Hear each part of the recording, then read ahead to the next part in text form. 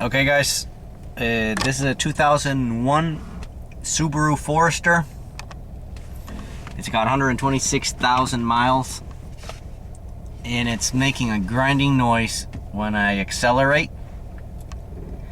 and also when I'm coasting and I touch the gas pedal. If I let go of the gas pedal, you can't hear it. Sorry. And so let me know what you guys think.